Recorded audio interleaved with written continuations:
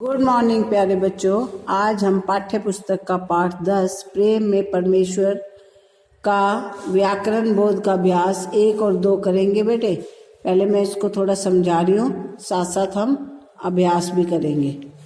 पहला है वाक्य। व्यवस्थित सार्थक शब्द समूह जो पूरा आशय प्रकट करे वाक्य कहलाता है। जैसे मूरत बनिया किसी गांव में रहता था। अब बेटे वाक्य के अंग, वाक्य के 2 अंग होते हैं, उद्देश्य और विधेय। उद्देश्य वाक्य में जिसके विषय मतलब विषय कर्ता जो होता है के बारे में कुछ कहा जाता है उसे उद्देश्य कहते हैं। और जैसे मूरत ने मंदिर जाना छोड़ दिया। अब मूरत बेटे हमारा सब्जेक्ट है, कर्ता है, तो ये हो गया उद्देश्य। इसके बारे में जो कुछ कहा जाए वो विधेय कहलाता है। और इसके बारे में अब क्या कहा जा रहा है, मूरत ने मंदिर जाना छोड़ दिया, मूरत हो गया उद्देश्य। इसके बारे में क्या कहा जा रहा है, मंदिर जाना छोड़ दिया, तो ये हो गया विधेय। अब इसका अभ्यास देखो बेटा। निम्नलिखित वाक्यों में विधेय को रेखांकित करना है। विधेय को करना है, मूरत का मित्र तीर्थ यात्रा से लौटा। मूरत उद्देश्य हो गया, करता है, तो क्या काम किया उसने, तीर्थ यात्रा से लौटा, तो ये हो गया विधेय। मैं कल तुझे दर्शन दूंगा। मैं तो उद्देश्य है, तो विधेय क्या होएगा, कल तुझे दर्शन दूंगा। थर्ड, मूरत अपने काम धंधे में लग गया। इसमें भी मूरत उद्देश्य है, इसका विधेय क्या है, अपने काम धंधे में लग गया। लालू ने कहा ईश्वर तुम्हें दर्शन अवश्य देंगे। लालू उद्देश्य हो गया, तो उसके बारे में क्या कहा, उसने क्या कहा, ईश्वर तुम्हें दर्शन अवश्य देंगे, तो ये विधेय हो गया। सेब वाली ने दौड़कर उसे पकड़ लिया, तो सेब वाली तो हो गया उद्देश्य, हमने विधेय बताना है, तो क्या कहा है, दौड़कर उसे पकड़ लिया, ये हो गया विधेय।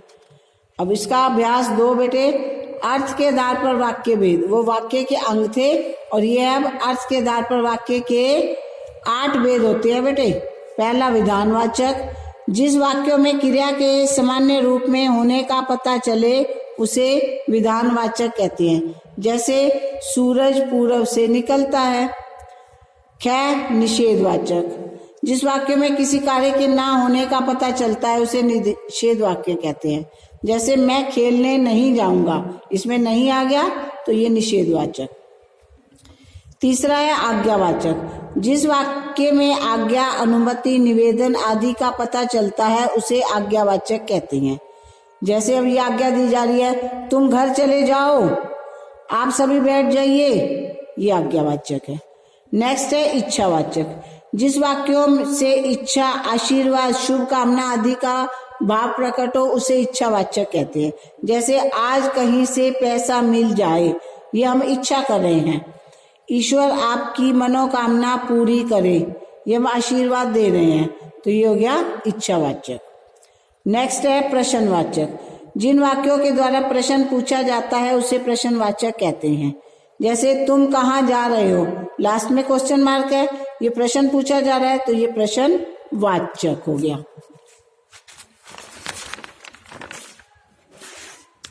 अब नेक्स्ट है विस्मयवाचक वाक्य, जिन वाक्यों के द्वारा विस्मय, हर्ष, घृणा, शोक, ग्लानि आदि का भाव प्रकट हो उसे विस्मयवाचक कहते हैं। इन वाक्यों में विस्मय सूचक चिन्ह का प्रयोग किया जाता है। विस्मय सूचक बेटे ये होता है डंडा और नीचे बिंदी। अब इसका एग्जाम्पल, हे राम मेरी रक्षा करो। हे राम के बाद ये विस्मयवाचक चिन्ह है, तो ये विस्मयवाचक वाक्य हो गया। उसके बाद है संदेहवाचक, जिन वाक्यों के द्वारा कार्य के होने में यदि संदेह या संभावना का भाव व्यक्त होता है उसे संदेहवाचक कहते हैं। जैसे संभवतः आज धूप निकलेगी, संभवतः हम इसमें संदेह प्रकट कर रहे हैं। शायद वह घर चला गया होगा, तो ये संदेहवाचक है। अब लास्ट है संकेतवाचक, जिन वाक्यों में एक बात अथवा काम का होना दूसरी बात अथवा काम के होने पर निर्भर करता है उसे संकेतवाचक कहते हैं। जैसे यदि वर्षा अच्छी होती तो फसल अच्छी होती। फसल अच्छी होना वर्षा पर निर्भर है, तो ये संकेतवाचक है। अब हम इसका अभ्यास करेंगे। निम्नलिखित वाक्यों के अर्थ के आधार पर वाक्य भेद छांटिए और दिए गए स्थान पर भेदों के नाम लिखिए। जैसे वाह, इसके बाद देखो विस्मयादि बोधक चिन्ह है। कितना अच्छा मौसम है, तो ये विस्मयादि बोधक वाक्य है। उसका मित्र तीर्थ यात्रा से लौटा है, तो ये विधानवाचक है।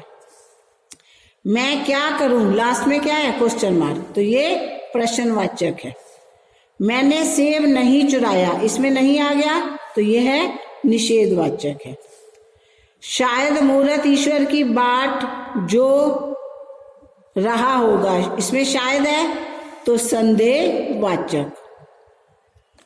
अब नेक्स्ट, मूर्त ऐसा मत करो, ये आज्ञा दी जा रही है, तो ये आज्ञावाचक। यदि मन लगाकर पढ़ते तो अवश्य पास हो जाते। अब ये एक बात दूसरी बात पर निर्भर है। पास होना, अगर मन लगाकर पढ़ते तो ही पास होते, तो ये संकेतवाचक। लालू ने कहा ईश्वर तुम्हारी मनोकामना पूरी करे। इसमें हम किसी अपनी इच्छा बता रहे हैं, उसको आशीर्वाद दे रहे हैं कि ईश्वर तुम्हारी मनोकामना पूर्ण करे, तो ये इच्छावाचक।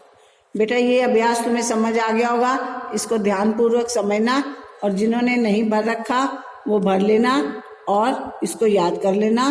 Thank you, have a nice day.